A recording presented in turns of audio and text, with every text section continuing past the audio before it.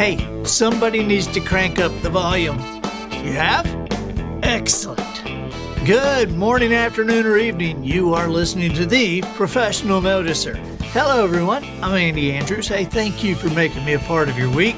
My purpose here today and with every show we do is to play the part of a best friend or a coach. I want to help you live the life of your wildest dreams by giving you access to the greatest mentors the world has to offer today. This week, the Professional Noticer is sponsored by Books for Veterans. The Veterans Administration in Washington, D.C. has asked for 10,000 Andy Andrews books. I'm personally donating as many as I can, but to reach 10,000, I need your help. What we're able to do to make that easier for you is for every $10 donation you make, a hardback book will be sent to the VA for the veterans, their families, and for the employees of the Veterans Administration. That $10 will cover the cost of the book, the shipping, and the handling. So whether you can make this a personal gift or a corporate donation, just go to andyandrews.com/veterans. This can be added to a website purchase or done as an individual entry. And thanks very much for your support. Observations and answers, that's what we do here on the Professional Noticer. And as you know, we love it when somebody comes to the table with both. And today, we have that in spades. I am so excited about today's guest. And I'm not even really excited for you. I'm excited for me. I'm excited because I get to... I'm excited for me for sure. Now, I haven't introduced you yet. I haven't introduced you yet. It doesn't matter. I'm sitting with the greatest today. Yeah. This is like kind of my little brother, but I'm so proud of him. And I want you guys to know that if you've been living under a rock and you hadn't heard of this guy, you need to, like right now, start downloading some music.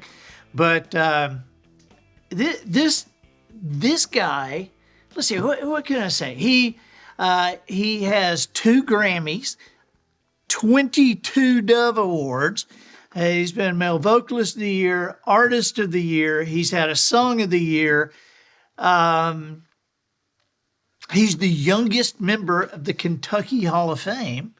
What are you doing, Jason? Are you looking for whoever I'm talking about? Yeah, I don't know. Who are you talking about? I'm looking for him. Please welcome Jason Crabb. Hey, buddy, how are you? Oh, my goodness. I tell you what, it's a joy to be with you today. If I had to go through all of the stuff that you have been a part of, we would just have to continue this. It would have to be a series. And so it's an honor for me to be with you today. I love you. And you're right. We are brothers. And that is the truth. Polly and the boys say hello. They were so excited that I was going to get to hang with you a few minutes today. And I know Shellye and the girls are doing great. They are doing good. They are doing fantastic. And please, please, please tell Polly and the boys that I love them so much. There's nobody that I enjoy being around anymore. Polly is full of information. I know where you get it. And, my wife is my rock, but we did good, Andy. We did good. Yeah. Well, buddy, you have a song right now that is like number 17 on the charts. Is it 17 or has it moved up since I talked to Philip? Number 17. Just got a report today. Good news. And people have to bear with me.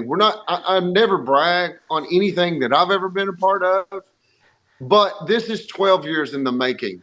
I have worked so hard to try to get a different genre of music on different radio stations. And it finally happened. And so any success with that, I'm just overwhelmed. I'm just thankful to the good Lord and a lot of a great team that helped me get there. But it's at 17, but I got news today that it was, oh goodness, what happened right here? Did I lose you? No, I am. No, I'm still here. And by the way, let me tell everybody, the song is called Good Morning Mercy. Good Morning Mercy. Yep, Good Morning Mercy.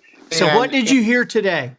So it was number 15 of all the year downloads for 2022 in streams, which is a really great thing because it was only out for almost half the year. Right. And it's still climbing the charts. And So so things are going good with it. So we're very excited. We're back in the studio getting after it. now how are you dealing with a song that is just being a smash and you've got a new album out, a new Christmas album, which I am so excited about, Miracle in the Manger. Yeah. And when did that release?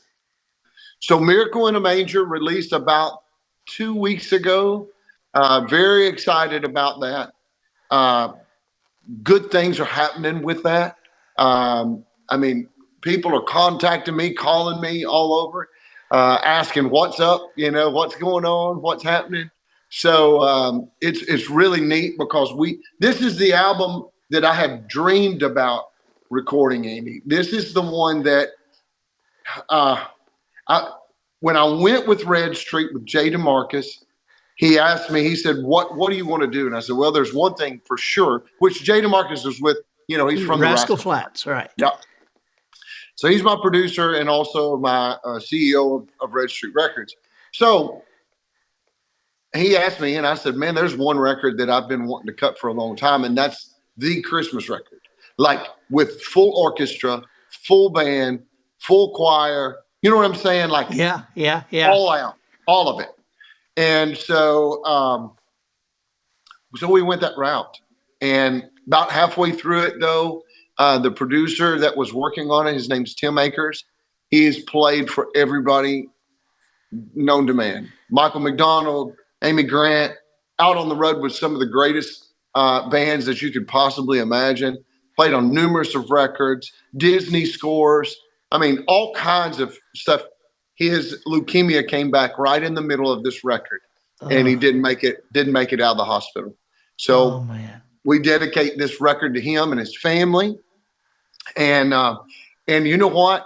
It's one that I'm proud that people are going to remember him by, because his taste is all over it. His stamp is on it. Yep, it really is. So Tim Akers, look him up. He's phenomenal. But Jay finished the project out. There's some originals, but then it's got, it's the most wonderful time of the year. That's kind of, let it snow, let it snow, let it snow. Well, the weather outside is frightful. Anyway, that kind of stuff. And then you've got that, Mary, did you know your baby boy one day walk on water? That kind of stuff. Dude, I saw you singing that on the Opry the other night. Oh, yeah. And it's like, oh my gosh. Mark has to be just going nuts that you're recording that song. You know what?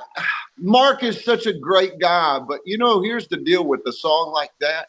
He's had everybody, the best, cut that song. I mean, Michael English cut it. Mark Lowry has cut it himself, which nobody sings it like him and Michael English.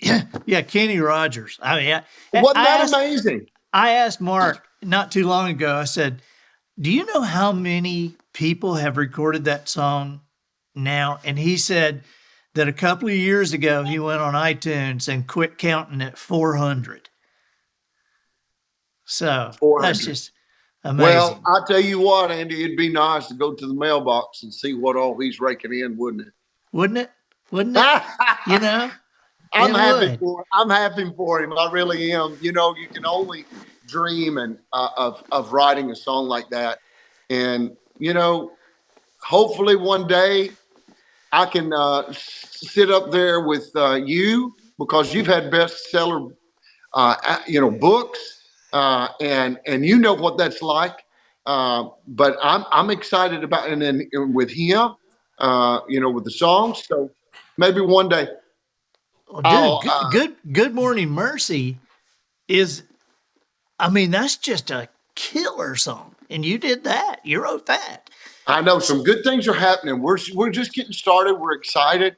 I feel like, Andy, this is the truth. If there was anything that I could let people know right now out there, would be this: is you feel like you might be coming more towards the down the slope of your career, but I don't believe that. In my opinion, I'm talking about me, I thought, okay, I've been on the road for 30 years. 30 years. And you're only 36. I know. So I was 6 years old. But anyway, and you think in the back of your mind, you're like going, how much longer can people handle a new song of yours? When are people going to get tired of listening to your voice on certain things? And I'm just like, man. But what the funny thing is, I feel like I'm just now getting started. It's so much fun. So my message to people that's out there listening: hey, if you've got a dream, just keep dreaming. Go after it. Keep after it. And man, I think the latter years is fun. I mean, this is the funnest time I've ever had. Well, you're just getting better. I mean, you are getting better. I heard you live a couple of months ago, and I was just astounded.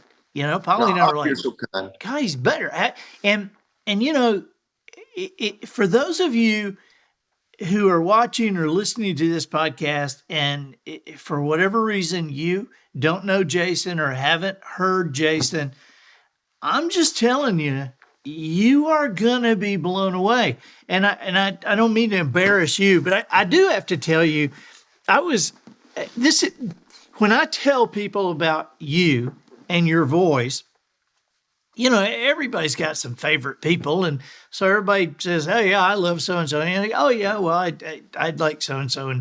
And the way that I explain to people that, yeah, but Jason is different, is I tell this story. That's what my teacher said. Yeah, I know. Yeah. Well, I tell this story. I was in a car with Sandy Patty, and I asked her. This was, I don't know, just 10 years ago, and I said, Sandy, do you know Jason Crabb? And she said, yes, he's a freak. Oh. And I said, what? And she said that God would put a voice in somebody like that. He's a freak. He has a freakish voice. And I'm thinking, this is Sandy Patty saying that. But it's true, buddy. Thank you. You sound like nobody else, Well, here's what I'm going to have to say, Andy. I give God all the credit and all the glory for it. I really do. I have to. You know me pretty good. I know me really well. I know that I have nothing without him. I give him all. I really do. He's the one that I wake up to and go, God, help me, guide my footsteps.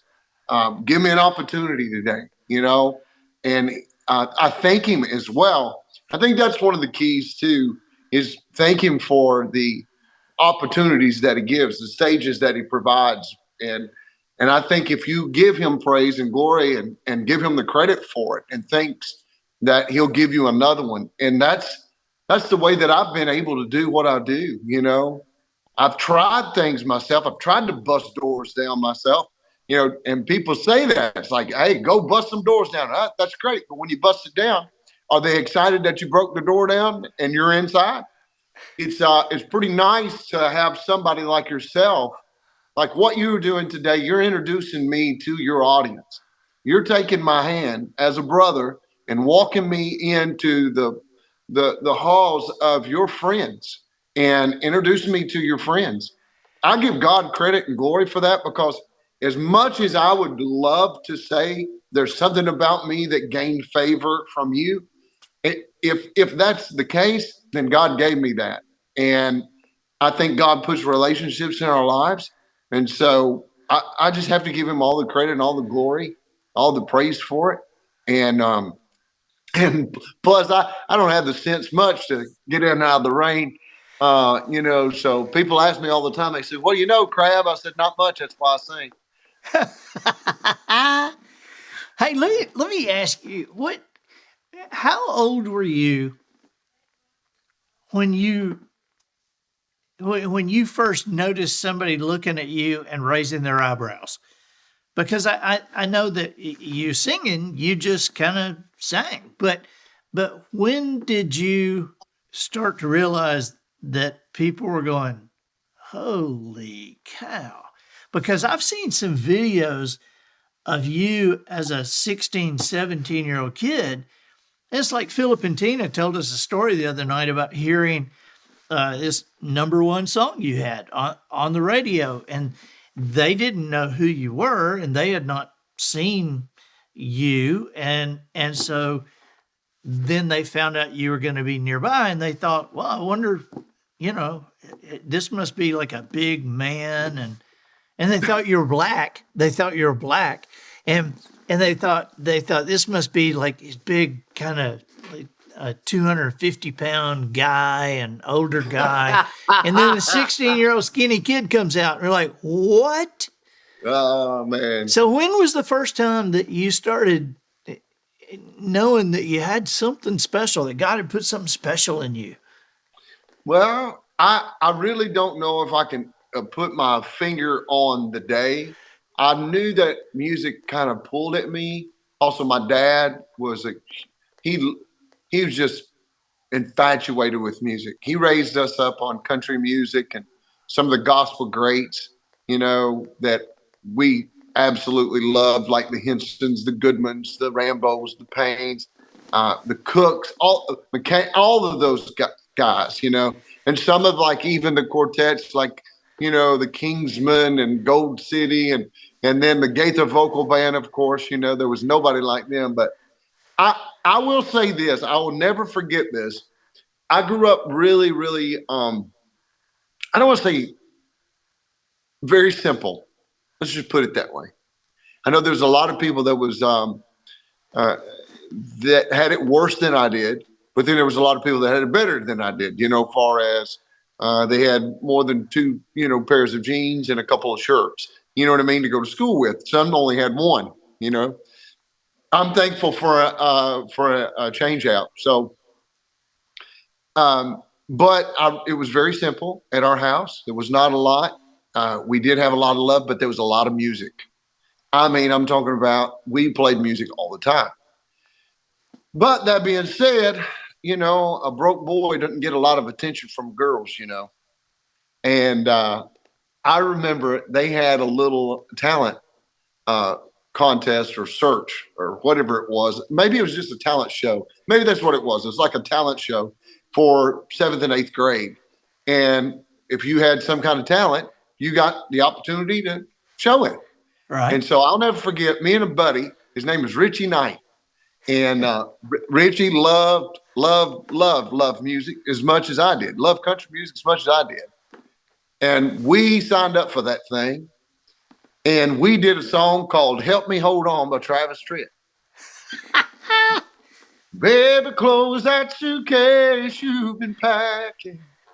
Just sit down and talk to me, why? That song. And so anyways, I started playing it, and I had a crush on this little girl. Well, I mean, of course, at that age, like 13, you had a crush on all the girls. But there's this one little girl that I had a crush on, and I remember I played that song. She didn't have anything to do with me because I was one of the broke boys and one of the simpletons. And so I remember playing that song and singing that day, and all of her little friends came up to me that day and told me, said, I think this person likes you. Of course, I ain't going to say her name, but nah, I won't. Well, you married a more beautiful girl. You got Shellye. No, so you got the prize. Here's the cool thing about, and this ties in. Okay, so this ties in to Shellye. That was the first time that I knew kind of a leverage of music, a leverage of gifts, talent. Things started happening. When I met my wife in Rosine, Kentucky, the home of bluegrass music, we were shooting a Kentucky educational television program, KET, It was a PBS special. My wife and her father came, but they forgot. He forgot that it started at X amount of time. It started like at 6:30. Well, he thought it started at 6:30. It actually started at 4, and so they got there late. Now I didn't know them. I never met them before. I never met my wife before. I didn't know who she was. Didn't know she was coming. Had no clue. She gets out of the car. I see her. I'm packing my guitar up. Watch her walk across the field, and I'm like, my goodness, who is that? She had a pair of Roper boots on, pair of blue jeans. She had a flannel shirt, Ray-Ban sunglasses, and she had rolled her hair that morning. Big, just beautiful brown hair flowing in the wind. And I said, I'm going to go find out who that is. Absolutely gorgeous. So I went up and talked to her. She'd never heard me sing. Never heard me sing. Matter of fact, she told me, she said, I knew you sing gospel music because my dad said it. And I'm like, who does that? Like, what's gospel music? Like hymns? You know, so it was already a turnoff. But when I met her, I started talking with her. And as soon as I met her, I knew she was the one. I'm serious, Andy. I knew. How long did it take you to get her to realize that? Well, here's the thing. So I said, what are you doing tonight? And she goes, I'm going to church with my dad. And I said, good, I'm going with you. She had been dating a guy for 5 months. And she didn't turn me going down to church with her. And after we went to church and after we talked, she had never heard me sing. Remember that. She never heard me sing. Matter of fact, she didn't even know if I could. But she knew. She goes, am I going to get to see you tomorrow? And I knew right then, I was like, man, there's no way that I'm not seeing you tomorrow. Came back over to the house. And we had been together ever since. But she loved me. She liked me. I don't want to say loved me, but she was attracted to me, the person, right, who I was versus the gift or the talent. And that was one of the things that really, really drew me to her, because it didn't have anything to do with our relationship. Well, then, you know what? Let me just kind of tell you the other side of that. The first time I laid eyes on Polly, Come on. I knew. Go ahead and preach. I knew she was the one. Yeah. And I had just done a comedy show. All right. And she came up and told me how great I was and how much she enjoyed it and all like that. And so we talked for a little bit.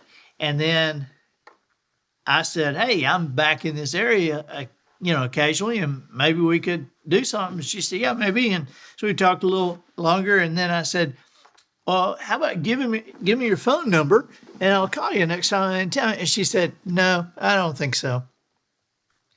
And so what I'm saying is, while Shellye was attracted to you, not the music, not the voice, she was attracted to you. Polly was attracted to the comedy, but not to me. No, I don't believe that, Andy. Well, it's true. And I remember thinking, what? I said, how am I supposed to call you if I don't? How am I going to get in touch with you? Yeah, she said, well, if you want to, you'll find out. And I thought, what kind of game is this? And I thought, is this a game? Is she trying to get me to, to like, and well, that's what you think. But then when I finally found her number was unlisted in her roommate's name. So she really didn't want it. And when I called her, the first thing I said, Polly, she said, yes. I said, this is Andy Andrews.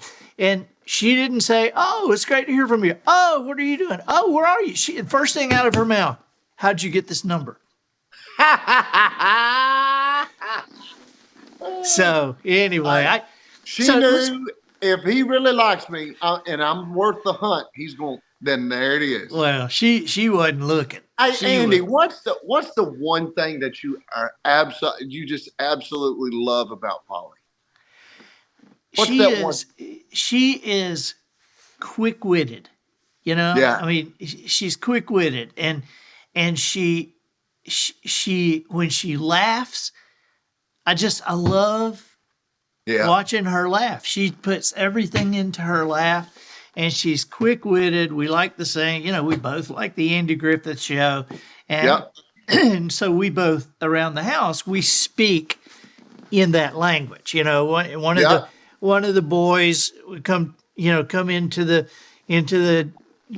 the breakfast room with no shirt on, and she'll say, "Go back and put a shirt on. You can't come to the table like that, a naked savage." And so we both look, and we know that is from the Call the Man episode, Yeah. where Yeah. Aunt B tells Opie, "You can't come to the table like that, a naked savage." Yeah. So we like some of the same stuff like that, even Right. though we're very, very different, man. We're like opposites, and sometimes we're oil and water, but But boy, it's a lot of fun. yeah, oil sometimes, maybe I should say sometimes we're oil and vinegar, but that can also make a good dressing. I kind of like oil and water because if you light that oil that's on top of the water, it makes for a good show. Yep. So let me ask you something about singing. Now, this is, and I've seen you in a lot of situations. I've seen you at the singing in front of that 300 people choir at the what's that tabernacle in New York City? Brooklyn Tab. Yeah, The Brooklyn Brooklyn Tabernacle. Tabernacle. Yeah, I mean, Mhm. I mean, that's just amazing. I've seen you singing at a prison. I've seen Yeah. you on a cruise ship. I've seen you on award shows. I've seen you so many places. And my friends who are now not our friends, not mine and your friends who are artists. Okay, not like Bill and Gloria have never said this, and Wes Hampton, Mark, Buddy, none of these people have ever said. Jimmy Urie's never said it. Sonia's never said it. But you have friends who are in music. They know music, and I have had more than one, like maybe 5 or 6. Tell me when I bring you up, which I always do, I just bring you up all the time. But I've had more than one tell me, I'm so worried about his voice. I'm so worried because his voice, he just feels like he's straining his voice. Well, I know what they're talking about because you hit some of these notes, and everybody in the audience, me included, we're like, oh my gosh. I mean, I heard people at the Opry the other night, you hit a couple of notes at the end of Mary Did You Know, and people were just going insane. But but I tell them, I always say, he's going to be fun. He's fun because this is a muscle he's developed through the years. Is that right? I think so. Have you I'll had go back anybody say that to you? ever since I started singing the first song. Really? And things have oh, absolutely. I remember some of my gospel music peers come to me and go, they weren't peers at the time, I don't think, but they'd come up to me and go, you ain't going to be able to sing. I'll give you 2 years and your voice is shot and it's gone. You keep singing like that, you ain't going to have a voice. And I remember I had one guy come up to me. He was a wealthy man. He owned a lot of land in the area. And he said, I love you. And he said, and I love who you are. And he said, but I want you to be around for a while to sing. And he goes, I'm going to pay for you to go get some voice lessons in Nashville so you don't tear your voice up. And so I remember this. I promise you with my hand up. That night after we had that conversation, I went and got in my room and I got on my knees and I prayed to the Lord. I said, Lord, I want to give you 110% every time I get on that stage. I said, but you're going to have to help me, teach me. And he did. There was things that I learned, like, okay, so for instance, and I'm just going to use you as an example because you're the greatest storyteller that there is. If you started out with the punchline, you would have no place to go. Right. Unless you were very gifted and come back around to the punchline, but it was already gone. You know what I'm saying? So what God taught me was I don't have to be at 10 all the time. There's different places in voice register. Like there's a head tone. Ah! When you bring it down, that's where you sing from here. Ah! Now I'm going to bring it down to in my mouth. Ah! Hear the change. Now I'm going to put it in my throat. Ah! Now I'm going to put it right here. Ah! There's different places. Sure. Here is easier. Ah! Takes less strain.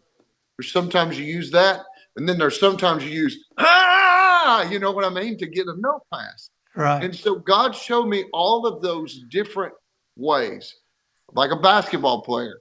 You know, he's got to dribble down the court before he tries to dunk it. If he tries to dunk it on the one side of the end, he's never going to make it. It's just the way that things happen. And so God showed me that, but he also showed me how to be myself and still use all of those different tones and registers and still keep me. And but he's the one that showed that to me. Out on the road, he showed it to me. It was just amazing. So very thankful. Yeah, man. Now you and Shellye have musical daughters. Well, I got one now. My oldest, she is at Lee University with the Voices of Lee. But your youngest can dunk a basketball. Well, I wish she could dunk it, because if she could dunk it, we'd go ahead and be in business. But I absolutely love I love that both of them are daylight and dark. They really are just two kind of different kids, raised in the same home, raised by the same parents, just two different kids. One loves music but doesn't sing. The other one can really sing. She used to play basketball but don't love it. This one can sing, but she don't love to sing. She likes to play basketball. So it's really funny. It's a lot of fun. This house is happening tonight. Emma's going to be playing a really good team tonight.